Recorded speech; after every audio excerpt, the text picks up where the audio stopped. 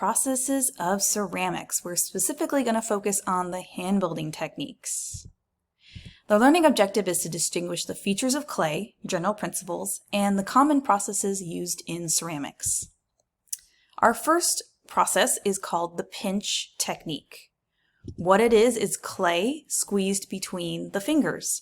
And if you're able to squeeze with your fingers, you can use the pinch technique. This is often a technique taught to little kids as well, and we often use this technique to create pinch pots. The second technique is called a coil. This is clay rolled into snake-like pieces, and we use these for building as well as for decorative purposes. The third technique is called slab. What you're doing is you're rolling out thin sheets of clay. This is a very common technique used for creating vessels, boxes, containers.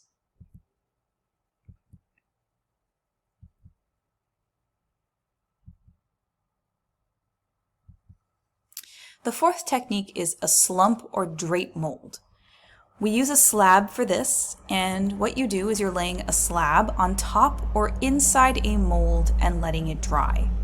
So this illustration here is a slump mold because the clay is slumping inward. This example here, this illustration, is using the drape mold where you're draping the clay on top of a mold, and you can use this for plates, platters, trays. The fifth technique is called wedging. This is something you do anytime you need to prepare your clay. The purpose of wedging is to mix the clay together so they're the same consistency, and also to remove air pockets. We wedge our clay when the clay is soft. If the clay is firm or hard, it's very difficult to wedge, and you'll be learning how to wedge. Now, how can you check if your clay is wedged? You can cut the clay in half. And if you see air pockets, that means you need to keep wedging. What's nice about this picture too is, do you see these lines? That is showing us that the clay is not fully mixed together. It gives us an idea of what it's like when you wedge the clay. If you don't wedge your clay and you have air pockets, your project can explode in the kiln. Why does it explode? Because the air that's inside those air pockets heats up and the air needs to escape, and it's going to escape very fast. The other technique is called scoring and slipping, and we use this purpose is to attach clay pieces together. The slip acts like a glue. Slip is just watery clay. The scoring is to roughen up the surface. So as you can see here, they're using a tool to draw all these tiny little lines. Here's the slip.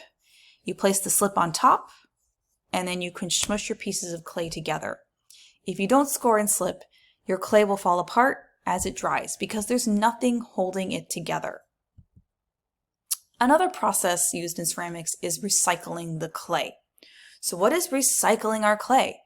You're taking dried clay scraps, adding water, and leaving it in an enclosed space to wedge later.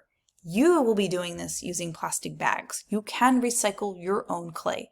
Sometimes my students do this once their clay gets a little too firm to work with, and I'll show you later how to recycle your clay. Here's some visual examples. This is kind of extreme, but this clay is all dried out. It's not fired, it's all dried out. You add water to it, it gets really mushy, and then you can actually wedge it later. And there you go.